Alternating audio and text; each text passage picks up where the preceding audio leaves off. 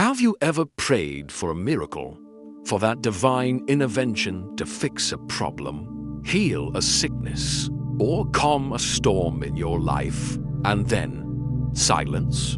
And in that silence, a doubt starts to creep in. If Jesus performed all these incredible miracles we read about in the Bible, why does it feel like the miracle line is closed for business today? It's a question that can shake your faith to its core. We see Jesus healing the blind, calming the sea, even raising the dead, and we think, okay, he's showing off, he's proving he's God.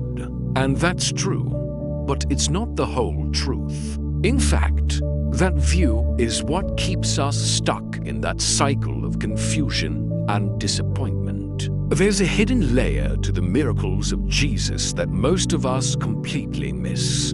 A secret that unlocks not just why he did them then, but what they mean for us right now, today, in our own struggles. By the end of this video, you will understand the true purpose of every miracle Jesus ever performed, and it will radically transform how you view your own pain, your own prayers, and your hope for the future.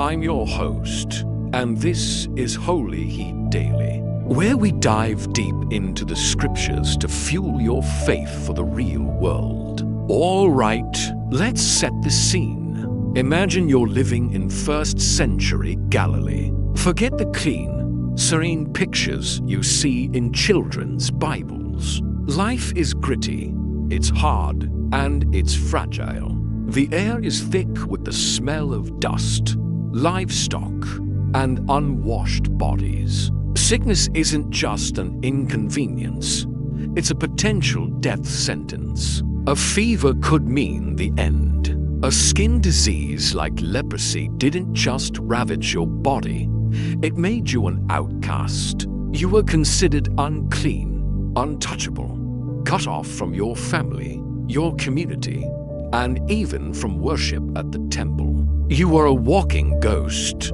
The world felt broken, groaning under the weight of Roman occupation, poverty, and disease. There was a constant, low-grade hum of despair. People were desperate for a sign, for a deliverer, a messiah who would fix things. They were looking for a political king to overthrow Rome, a military hero to restore their national pride.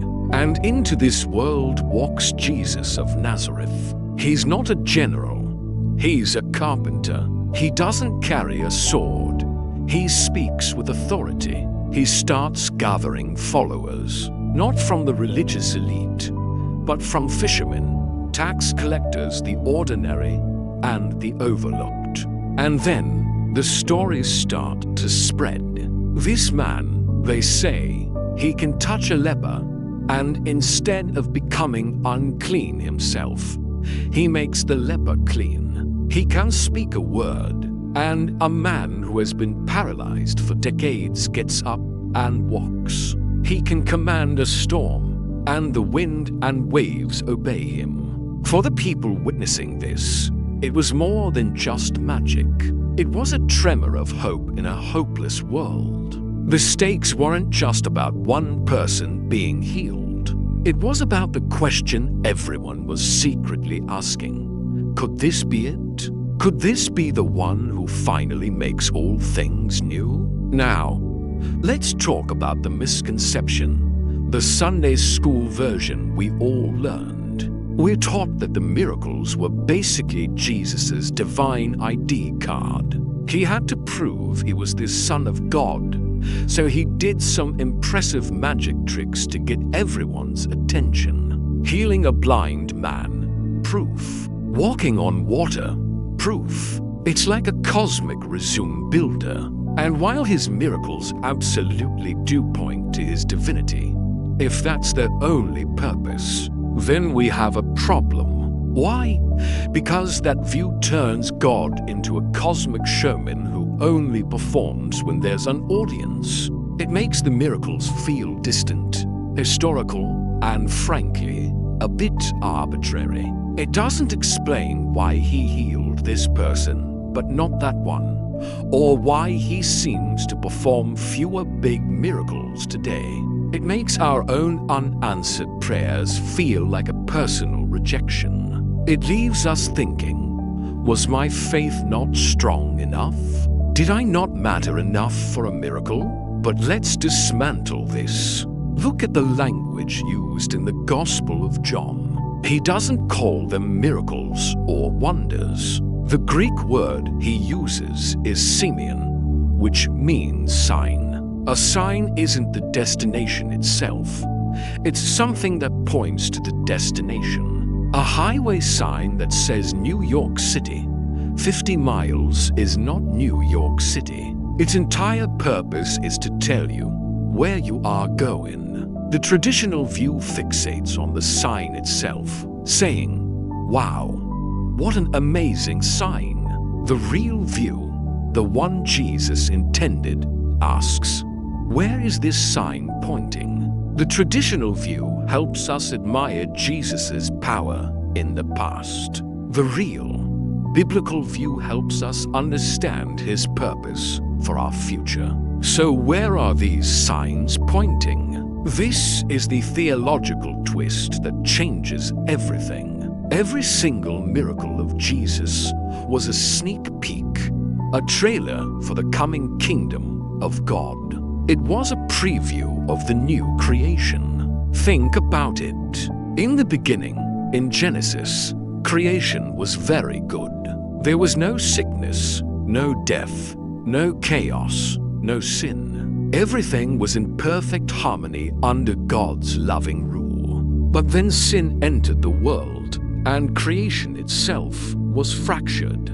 Paul says in Romans that creation has been groaning as in the pains of childbirth right up to the present time. Sickness, natural disasters, demonic oppression, and death itself are not natural. They are invaders. They are the symptoms of a world that is out of alignment with its creator. So when Jesus heals a leper, he isn't just fixing one man's skin. He is demonstrating that in his kingdom, there will be no disease or impurity. He is pushing back the brokenness and giving a glimpse of a future where all bodies are made whole. When he calms the storm, he isn't just doing a weather trick.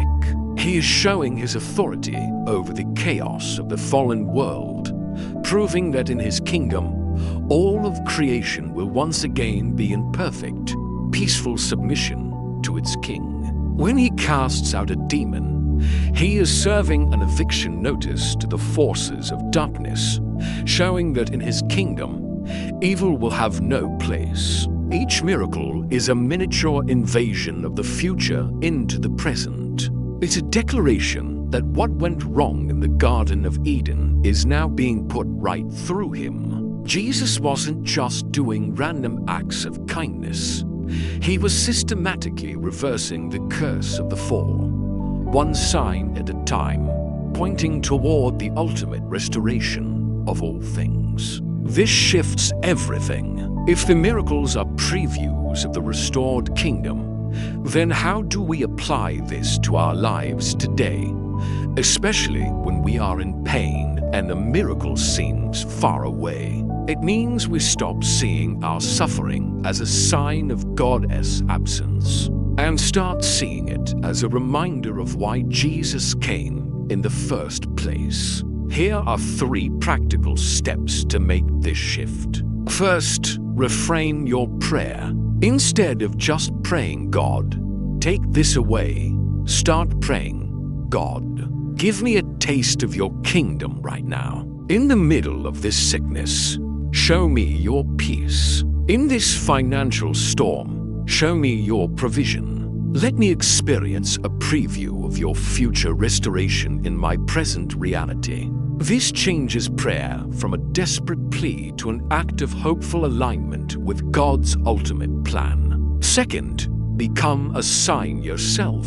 Jesus said, "You are the light of the world." The church is meant to be a continuation of this signposting ministry. When you bring a meal to a sick friend, you are being a sign of the heavenly banquet. When you fight for justice for the oppressed, you are being a sign of the coming righteous King. When you offer forgiveness, you are being a sign of the grace that will define eternity. Don't just wait for a miracle. Be a small one for someone else. Third, anchor your hope in the final restoration, not just the immediate relief. The ultimate miracle isn't whether God heals your cancer today. The ultimate miracle is the promise that one day, because of Jesus' resurrection, there will be no more cancer, ever, for anyone. This doesn't make the present pain disappear, but it gives it an expiration date. It places your struggle within a larger story of ultimate victory, which gives you the strength to endure. So, to summarize it all in one powerful sentence, Jesus' miracles were not just demonstrations of his power for the past, but declarations of his promise for our future. They are signposts pointing to the day when he will wipe every tear from our eyes, and there will be no more death or mourning or crying or pain. For the old order of things will have passed away. Let's pray. Father, thank you that you are a God who not only has the power to fix what is broken, but has a plan to do it. When we are in pain, when we feel that the world is chaotic and broken, remind us of the signs Jesus gave. Help us to see them not as relics of the past, but as promises for our future. Give us the grace to endure our present trials by anchoring our hope in your ultimate restoration, and empower us by your Spirit to be small signs of your coming kingdom to the world around us. In Jesus' name, Amen. If this message helped you see the miracles of Jesus in a new light, subscribe to Holy Heat Daily and share this video with someone who might be struggling with unanswered prayer. Your faith matters. Thanks for watching.